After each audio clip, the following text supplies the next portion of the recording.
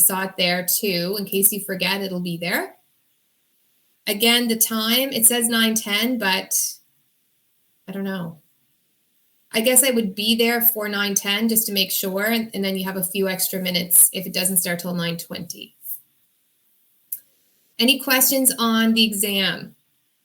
It's not made up yet, so in terms of the actual format and whatnot, I don't have that information. I expect that will come together this week. Yes. So, like, when we're done the exam, do we just, like, leave the building and everything, or do we have to wait around? Nope. So it says it's a 2-hour exam. Just a second, I got to turn something off. It says it's a 2-hour exam, but in all likelihood, it probably would not take you 2 hours, but you will have that amount of time, okay? So if you finish after, I think you have to stay for an hour, maybe. I'm making this up because, again, I don't know. We've talked so little about exams because no one knew what was going on. If you're done after an hour, then I would expect that you would be able to leave and exit the building, because with COVID, they don't want people in the building if you don't need to be there. Okay? Does that answer your question, Owen? Yeah. Okay. So today we're finishing off chapter 5, and then this is it. We're done, which is great. We're just going to do some work on confidence intervals. It's not a huge section. There's a couple of highlights, and that's it. Okay, so it's really kind of a simple last topic to work with. Next week, just to show you, Monday we will review chapter 5. I'll have a review for you. Because we are in person next week, one sheet of your own handwritten notes for your assessment on Tuesday is permitted. And then we have review for the exam the last 3 days in class. So I think I have a review for you for that too. If not, I'll draw your attention to the cumulative review in your textbook because it's excellent. And I'll give you good questions to do for that. Okay? I anticipate the exam won't be very long. It'll be like to the point. We're not going to ask you the same thing 5 times. It'll be, okay, a question on this, and so forth. But again, it's not made up yet. So I'm kind of talking about something that I don't really know 100% about yet. But I would like it to be short for you, given that we missed 2 days before Christmas, and then we're not back in the building again until tomorrow, or Monday, I should say. So were there any questions on Z scores that anyone would like for me to go over now? If there's something you would like to ask, you can always wait until the end if you would prefer. Okay, it's up to you. I'm going to be here until lunchtime, 11:57, maybe 11:55. Well, but I'm going to give you some questions to work on today also. And once I'm done the lesson, I'll just remind you at the end, if you do want to work on these on your own, you can, but I will be here for the Google Meet. I might just turn my camera off or my mic, but I will be here the whole time. I'm getting ready for Monday. Okay. So just so that you know, I am putting up the solution for question 8 and question 9. And just wanted to draw your attention to question 9. If you did this from yesterday's assigned work, the Z score that you would have calculated would have been something that's outside the Z scores we talked about. So if you looked in the solutions, it said that you would need a calculator. Just to clarify, I'm not teaching you how to use the calculator to calculate Z scores. We will use the table since we've been using the table all week. Any of the work that we already completed on the calculator, though, you are responsible for, and that was before Christmas. Okay, so if you did number 9 and you thought that you didn't understand it, you were doing something wrong, you're not. It's just you would need the calculator. The smallest Z score we have is Z equals -3. So we have no way to evaluate this. Okay, and I did do B also. I wrote out the full solution in case anyone needed help with that one too. So are there any questions on 5.5 right now? Because Z scores aren't really going to come up today, but like I said, you can still ask about them if you need help.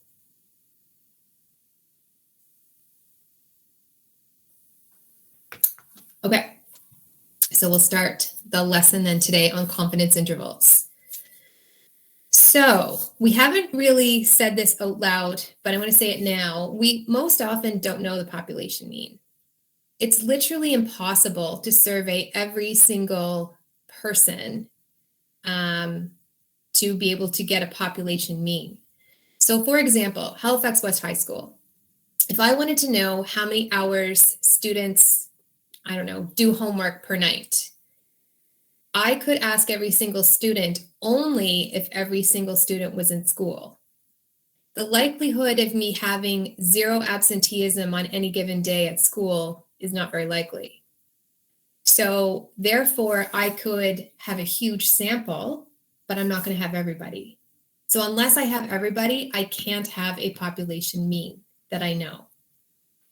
So since we don't know it, what we try to do is we try to calculate something called a confidence interval that we hope will actually enclose the population mean in the event that we did know it. So surveys are used to draw conclusions from a sample.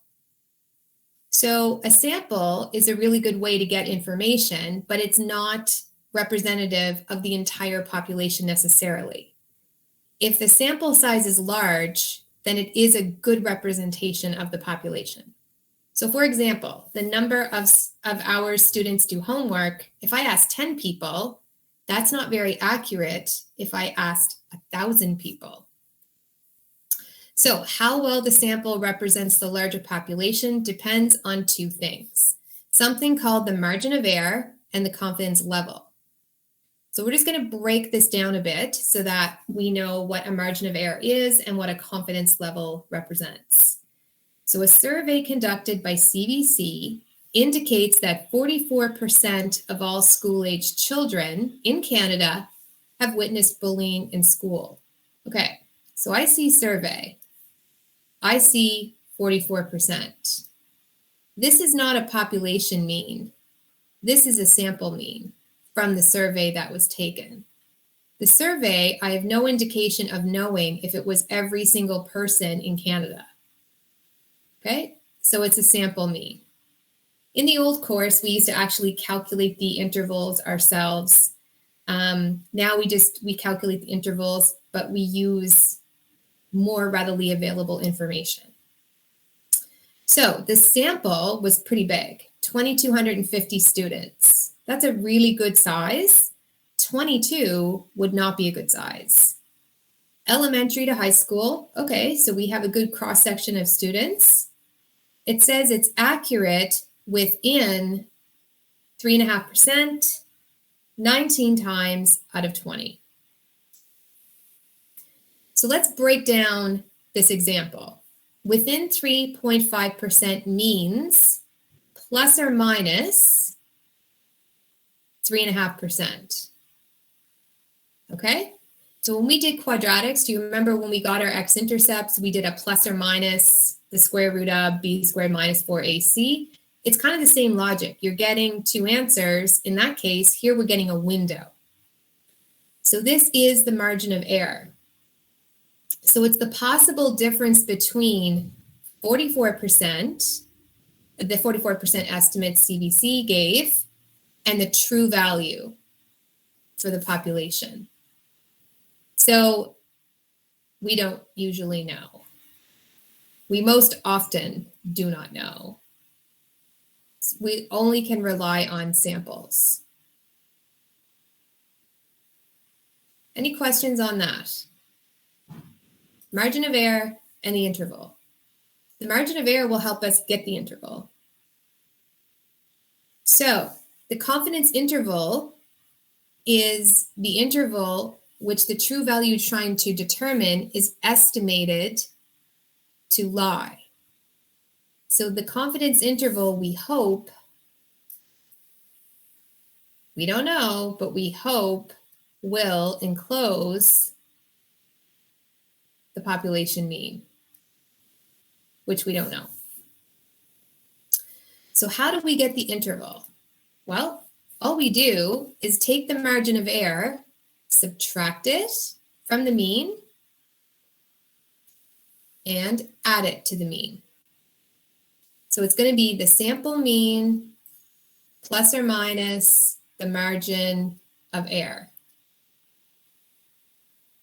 Now, one thing that I've seen over the years is students typically write the higher value first. You don't want to do that. You want to always write the lower value first, followed by the higher value. Because you're giving an interval. So you want it to be a low to a high so that you can read the information properly. So please don't write the high one to the low one if you're asked to formulate an interval. So the level of confidence that we have that the population lies in the confidence interval is called the confidence level. Okay, it's usually given as a percentage. So we have some information here. We were told 19 times out of 20. Well, 19 times out of 20 would be 0.95. As a percent would be 95%. Okay? So we don't have a gazillion of these confidence levels. We really only talk about these three, 90, 95, 99. So you could, for example, have someone say 9 times out of 10. That would be 0.9, which would be 90%. You could have 49.5 out of 50, which would be your 99%.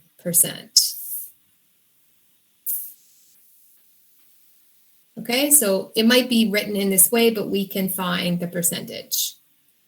So 99%. So you just multiply by 100. That's all you do. Okay. So CBC is 95% confident that somewhere between the low end of the interval and the high end of the interval of school-aged children in Canada have witnessed bullying in school. So we're saying the population mean should be enclosed by this interval. The population mean is fixed, so it doesn't move. Okay, so we can't say that the population mean falls in the interval because that implies that it's random, but it isn't. It actually means that the interval encloses it. Every time I calculate a mean from a sample, I can make an interval. So the intervals are random. So essentially, you could have your mean, your population mean. It could be, if this was an interval, here. You could also have a population mean over this far, because the intervals they're the ones that are changing based on the sample means that have been calculated. So I did put these notes in Classroom yesterday for anyone who wanted them. The population mean is fixed. The confidence intervals are random. So based on data that's been collected and sample means that have been calculated, what we might find is the confidence intervals may change. It could be narrow, it could be wide. So if you think of the population mean as fixed, if this is the population mean, the interval can literally be over here, it could be over here, or it could be having the population mean found right in the center of that interval. At the end of the day, it doesn't really matter because we don't really know what the population mean is anyway. The interval is giving us a window that we can work with. So what kinds of things would we be asked to do with these confidence intervals? Well, if there are 7 million school-aged children in Canada, how many would you expect to have witnessed bullying in school? Well, since I don't know the population mean, all I can do is figure out what I have based on my interval. So the mean is 44%, because I took that value and I added the margin of error and I subtracted the margin of error. So we could say approximately, using the mean, 44% of the 7 million, or I could ask you to give me an interval. So again, to get the interval, you change it to a decimal, because we can't make a percent times 7 million. We have to use the decimal equivalent.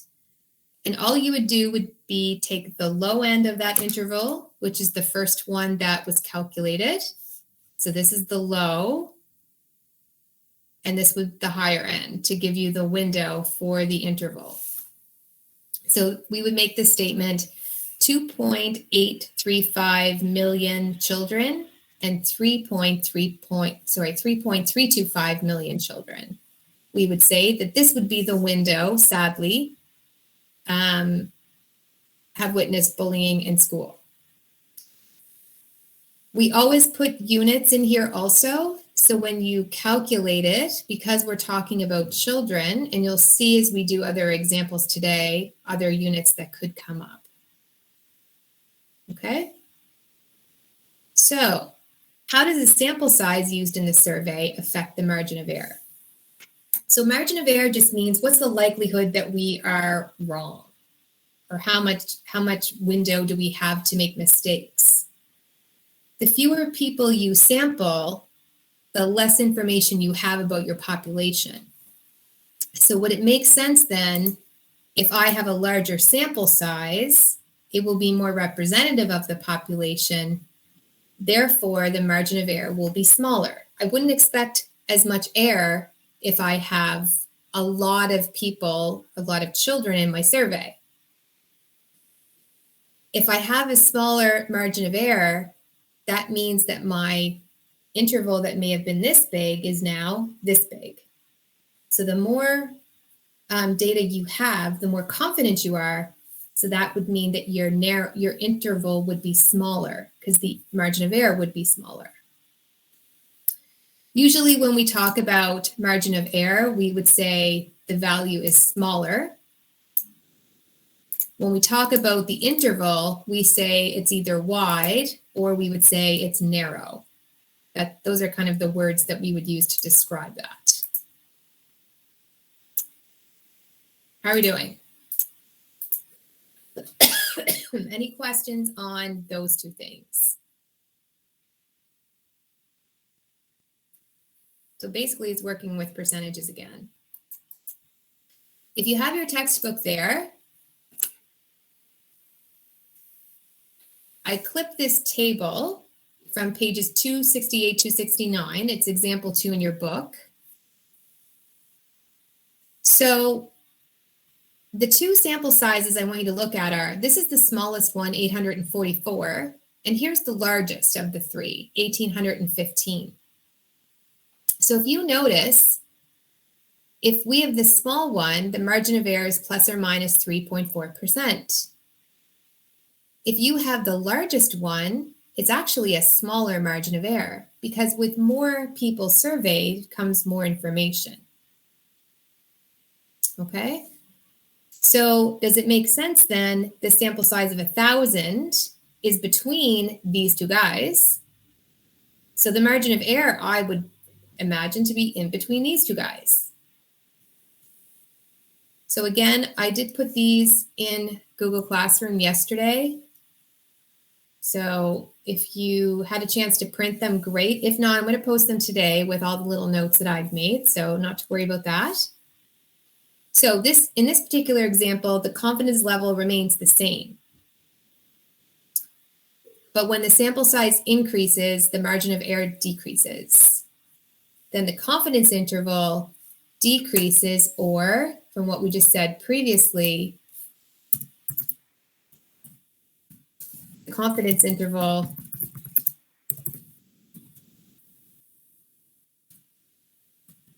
is narrower.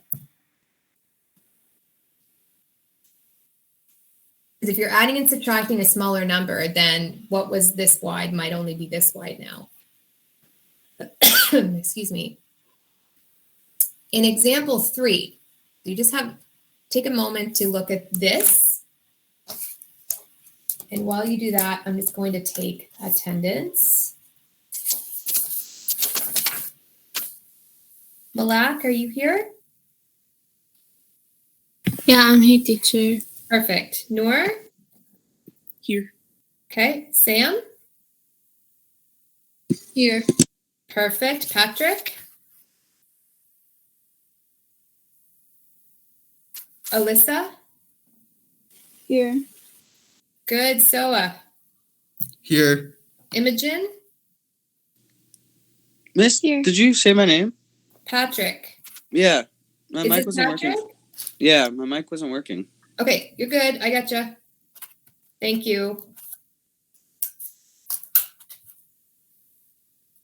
Okay.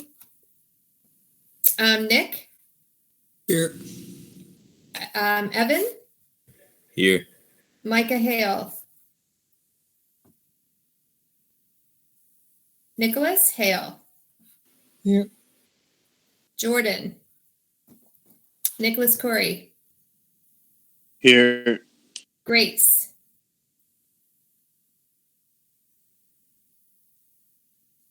Zoe? Okay. Zach? I'm here, Miss. All right. Mohammed? Wait, Miss. Do you have a syllabus that you can send me? Because I got a new tutor, and I have to email it to them. The course outline's been in classroom since September. Oh, okay. Yeah. If you Appreciate scroll that. down in the notes, you should see it. It'll say, I think it even says course outline. Okay, thank you. Check that. If you can't find it, let me know, okay? All right, see you on Monday if I don't have COVID. I All right. hope you don't have. I hope you're I fine. hope I don't either, you know? Mohammed. All right, peace. Mo? Michaela. Miss, Is this Michaela? it's Zoe. My mic. Oh, Zoe, sorry. I gotcha. Yeah, okay. I think, I heard you put your hand up?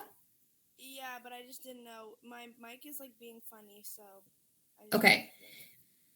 I can't see the other screen right now because when I'm presenting, I can only see what's in front of me. So I was going to go check anyway, but just quicker for me to do it this way. I can hear you though. That's great. Michaela? Owen's here, Yeah. right? Yeah. Ola? Here. Emmanuel? Here. Leor? Shelly? Here. Michael Watkins? Liam Welch? Here. Liam, you sound half asleep. I am. You're okay. Micah Hale not here. Grace? Yeah, I'm here. My Wi-Fi You're here. cut out when you said my name, so. Okay, no problem. I always go through more than once just to make sure I have everybody. Thank you. Mo, are you here? He said his name in the chat. Okay. Michaela? Okay, I'll check those after. Okay, so here the confidence levels are changing. And if we want to have a higher confidence level, we need to survey more people. I hope that makes sense. The fewer people you survey, you're not as confident in the outcome. It's kind of like if you study for a test. If you study a lot, you're more confident in your ability to take the test. If you don't study very much, then you're probably not feeling as confident. Okay, so there's a little note here. We see that with a constant margin of error, which is, if you read this example 3 in your book, they say we're keeping the margin of error constant. As the confidence level increases, the size of the sample would also need to get bigger. Okay, so with more information comes more confidence. To get the information, you need to survey more people. All right, example 1. In a national survey of 400 Canadians, ages 20 to 35, 37.5% of those interviews claimed they exercise for at least 4 hours a week. The results were considered accurate within 4%, 9 times out of 10. Okay, So let's break it down. If we did a survey, this is the sample mean. This is not the population mean. So your interval is based on a sample, and therefore a sample mean, never population mean. The interval we're going to calculate, we hope will enclose the population mean if we knew it. So the confidence level, it's 9 times out of 10. So that would be, oh, sorry, that's the confidence interval. The confidence level is 9 times out of 10. So that's 90%. The margin of error is plus or minus 4%. So when you see within, whenever you see that within, that means plus or minus. Okay? So we take the mean, 37.5%, and we subtract 4%. That's where we get the 33.5. And then we add 4%. This gives us the window.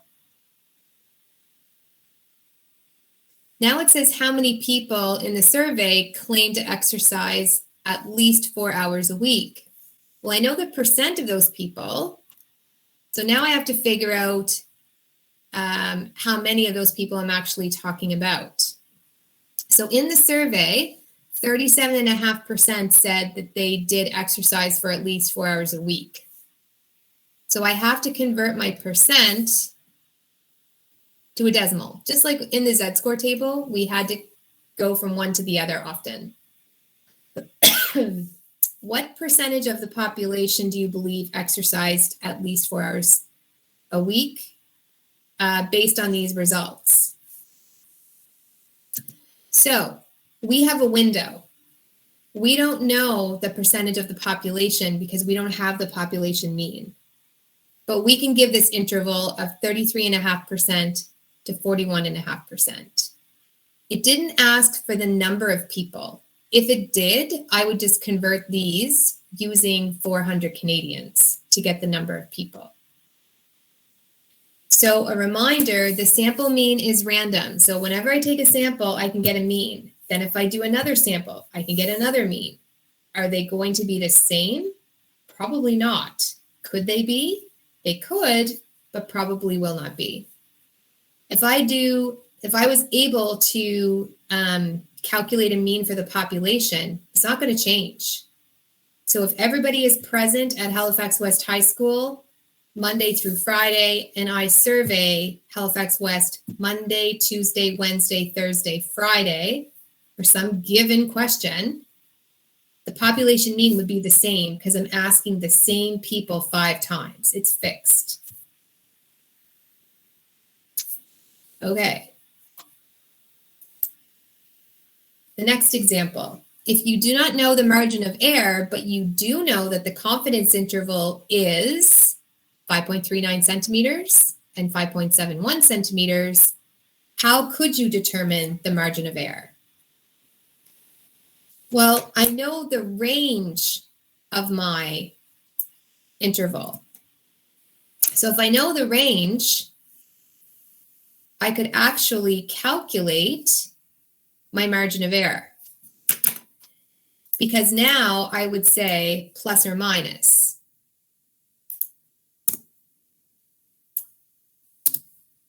.16 is the margin of error.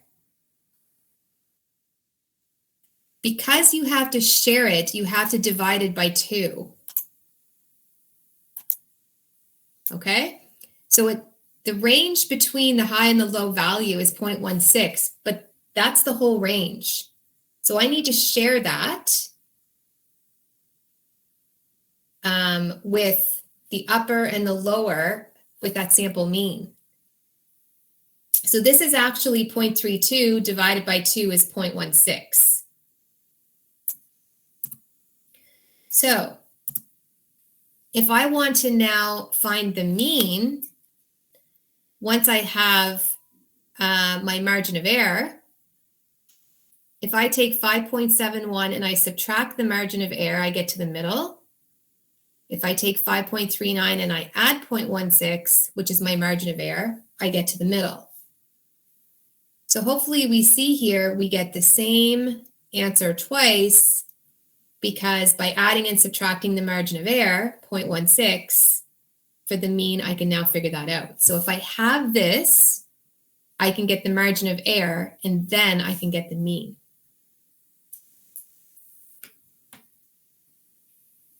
How are we doing with that one? Good? Everyone's gone back to bed, I guess. Okay.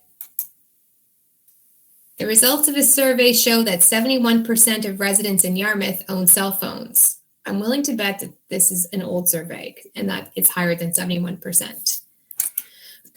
So remember, this says a survey, 71% is going to be the sample mean for that survey, that sample of people. The margin of error is plus or minus 2.3%. So if there's 7,300 people in Yarmouth, what would the range of the number of people be who own cell phones? Well, I think I need to figure out first what the percentage is in relation to my sample mean by making my interval. So if I subtract 2.3%, I get the low end. If I add 2.3%, I get the high end of the interval. So if I do that, I actually get 68.78% to 73.3%. So I have the percentage, but it's asking the number of people. So now I actually have to multiply the decimal equivalent of this by the 7,300. So if I do that, I would say 5,015, which I would get here, to 5,351 people own cell phones. This is the kind of question that you could get, something like this.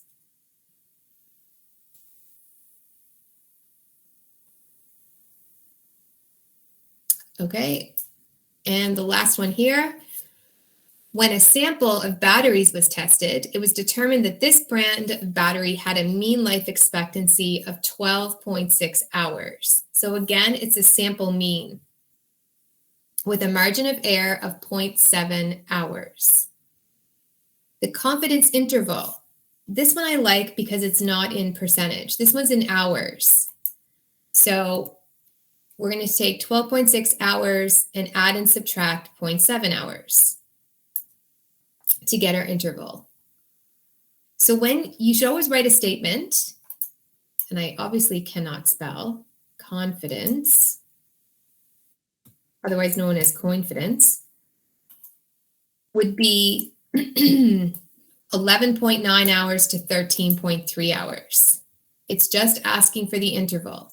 So if a student writes 11.9 to 13.3, I don't know what that means. Is that percent? Is that hours? You do have to include the units, please.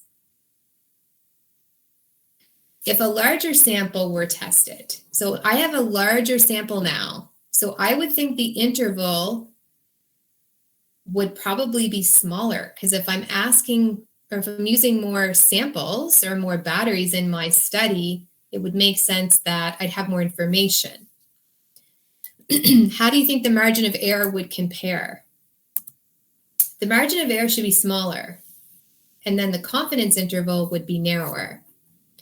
So if you want to say here, the margin of error would be smaller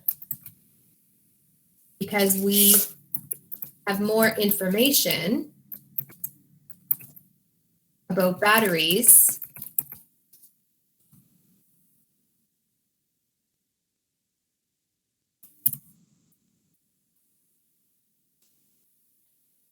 So the more information you have, the better able you are to draw conclusions. Example 4 is also a really good question. Actually, 2, 3, and 4 are probably the most important ones there that you could make sure that you understand. Okay, so the questions for today, they are from your textbook. So the solutions are in your textbook, but I did put the solutions here for you so you had them. And the other thing is there is a little note here in the solutions about question 10. So this question is confusing because they give the sample result in hours and the margin error is a percent. So they actually meant the margin of error to be as a percent of the point estimate. So I'll just put this little note here for you so you have it. And then that way if you get to this question, if you get stuck, you'll know there's a little extra piece of information to check out.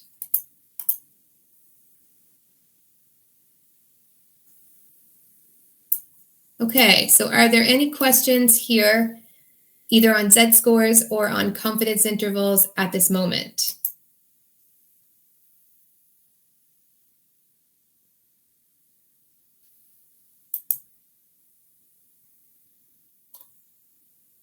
Okay, I'm going to put these notes in Classroom, the updated ones from yesterday, because I did add a few things in.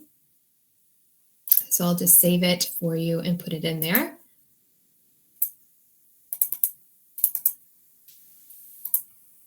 If you have any questions on Z-scores, please feel free to ask those now.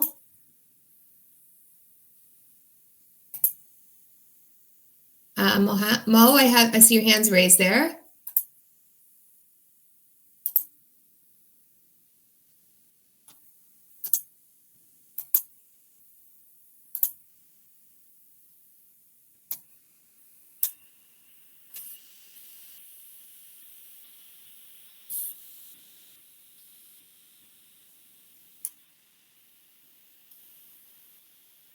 If you don't have any questions and you want to just work on your own, you can. I will still be here till 11:55. So if anyone has questions, you can certainly stick around and ask those. And I'll just put the notes here in Classroom for you.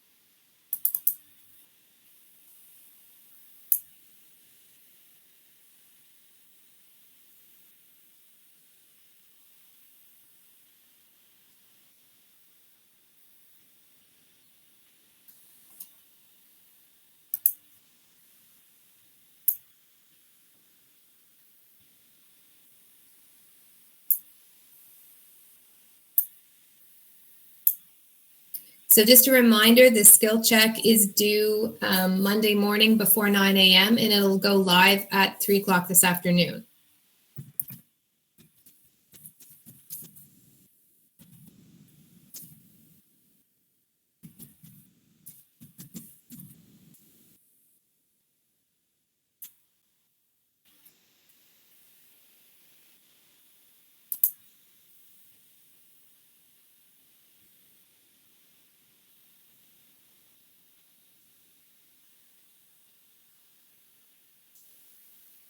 Miss Bassey, so we have an assignment on Monday at 9 a.m. that's due.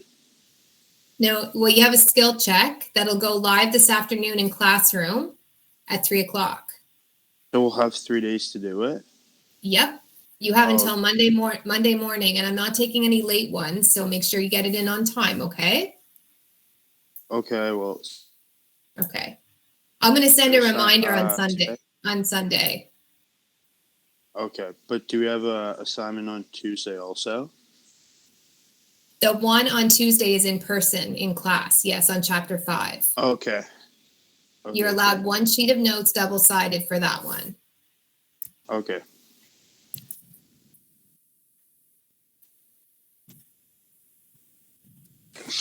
See ya. Have a great weekend.